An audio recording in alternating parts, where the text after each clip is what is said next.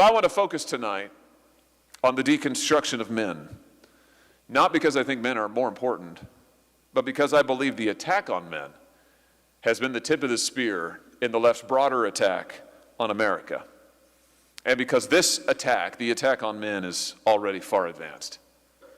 A new bill before Congress would require young women for the first time to register for the draft just like young men. But not everyone is on board with the idea of adding women to the draft. Republican Senator Josh Hawley writing, "Compelling women to fight our wars is wrong." This is interesting and would be a first. Now, it's been nearly 50 years since the government has actually inducted someone into the military through the draft, but still, young men have to register after they turn 18, and now Congress is again talking about whether women should have to too. A question anti-feminists often ask is, you think that women should sign up for the draft then? And while this question evades a lot of contextual questions about the idea of a draft in general, it's one that is persistent. But that culture war question is now gaining ground at the congressional level, and it's opening up a real can of worms about the intersection of progressive gender politics and the military-industrial complex that Democrats might have a hard time responding to. Senator Josh Hawley introduced an amendment to the National Defense Authorization Act to strip out language in the annual Pentagon policy bill that would make women subject to registering for the draft. Quote, "It is wrong to force our daughters, mothers, wives, and sisters to fight our wars," Hawley said last week. "Our country is extremely grateful for the brave women who have volunteered to serve our country with and alongside our fighting forces. They have played a vital role in defending America at every point in our nation's history. But volunteering for military service is not the same as being forced into it, and no woman should be compelled to do so." So it's a complicated issue. On one hand, you have Hawley making a veiled, sexist, and gendered point as to why women should be excluded. But on the other hand, I agree with Hawley that compulsory drafting is wrong and should be volunteer-based. The difference is, it should be volunteer-based for everyone. But Democrats are seemingly open to this inclusion of women in the draft, especially and unsurprisingly Democrats with national security and military backgrounds. Chairman of the Joint Chiefs of Staff, General Mark Miley, was adamant last week that he has no problem opening the draft to women, noting that if Americans can effectively serve in the military, then they are welcome. He goes on, saying that the country was built upon the idea that everyone is created equal. "It doesn't matter if you're gay or straight or tall or short, rich or poor," he said. "If you're willing to shed your blood to defend this Constitution, then bring it on." By leaving women out, it's really sending the fundamental message that their service in the military isn't as necessary. Max Margulis, assistant professor of international affairs at West Point, told the Daily Beast that excluding women has pretty damaging implications for gender rights and for how we think about national security. These two statements to me are very troubling. Using progressive language of inclusion to promote a policy that feeds the military-industrial complex is shameful. And interestingly, the selective service and the draft has